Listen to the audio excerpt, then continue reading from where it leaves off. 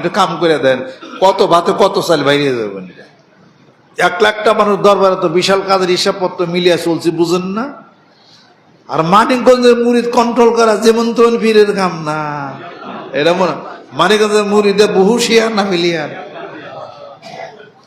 অগু করে মাথায় কাটাল রেখে রুয়া খুলে খাওয়া অনেক ঠেলা।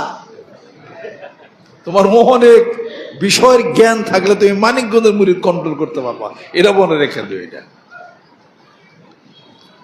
কাজে যারা এই সমস্ত পকেট মারে টাকা টোকা নিয়ে যায়, গোয়েন্দা বিভাগ, এই গোয়েন্দা বিভাগ আগামীতে হয় বাতিল হইবেন, নাহলে এই মোবাইলের টাকা যেন চুরি পকেট মারে না নিতে পারে। এটা গোয়েন্দা।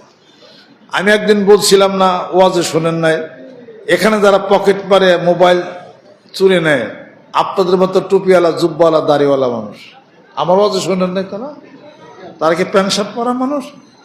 আপনাদের মধ্যে বসে থাকে তারা, তারাও জিকির করতেছে, দেখবেন না জজবাই টাকা জায়গা, আসলে পকেট মারি আমগুলো জিকির করতেছে, নামাজ পড়তেছে, পাগড়ি বাঁধতেছে, জুব্বা আছে, কিচ্ছু ঠিক পাবেন না, পকেট বাইর। ধরা হয়েছে তো,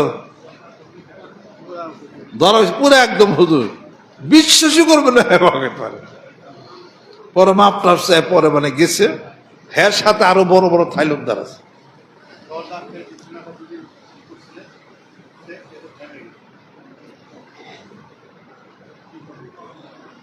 এও ধরন যাবে ইনশাল্লাহ তালা। মুসাফা যখন হয় তখন ওর পকেটটা মারে, আর জিকিরে জজ ভাই যখন এই ওর পিছের থেকে ও জিকির কর,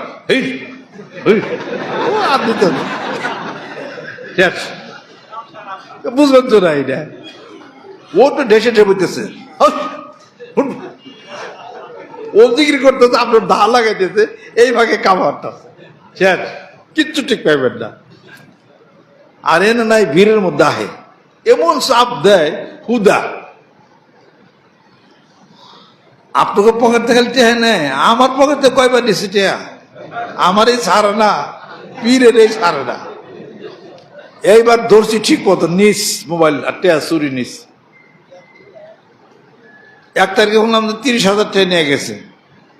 আমি শুনে গেলাম যে আলহামদুলিল্লাহ, সমস্ত প্রশংসা আল্লাহ তোমার জন্যে, টাকাটা নিয়ে গেছে। 30,000 টাকা নেই যে 2 দিন পরে ঘুরেন মাহফিলে, কত টাকা আপনি রয়েছে আপনার দরবার, 30,000 টাকা নিয়ে আহেন তো বলছে এনে কত টাকা আপনি দান করে দিতে পারতেন, দেন নাই, টাকা নিয়ে গেছে। ভালোই করছে, ভালোই করছে। পরে বোঝা গেল আমার মুরিদ অনেক ধনী, 20,000 30,000 আবার হলে 40,000।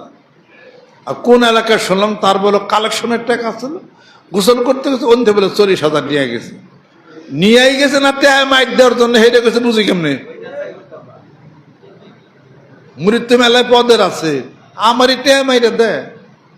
পরে মনে মনে আসে, আর কিছু কইলাম না। কাজে নাই যে গেট গুট আছে না, ওই ইয়ের সময় সব গেট আটকাই দিবে, আটকে দিয়ে মোসাফা হইব। মোসাফার পরে তো দেখা যায় টেয়া নাই, তারপরে মোবাইল নাই, গেট আটকানো থাকবো। মোবাইল আড়াইলে প্রত্যেকটা মানুষকে চেক করা হইব,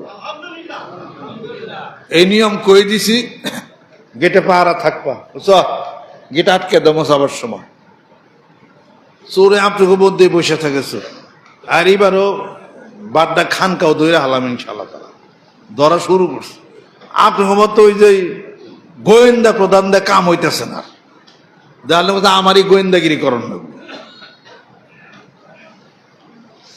আল্লাহ পাক জানে কবুল করে নেন, রহমত করে নেন। আর মোবাইল চোর গুনে জিকির করে ভালো হয়ে যাক। বহু মোবাইল নিতেছে অনেক। এক নতুন একজন মানুষ আছে, 35,000 টাকার সে মোবাইল নিয়ে গেছে গা, পর মন বাজারে ব্যক্তি গেছে গা, জানি না দরবার আইব কিনা, কারণ নতুন মানুষ আয় পয়লাই চুরিটা হয়ে গেছে। তার দুঃখজনক ব্যাপারই। বছরে একবার আহেন আপনারা গোয়েন্দাগিরি করার জন্য, চোখে ধুলে দেওয়ার সময় পান না, তাই না?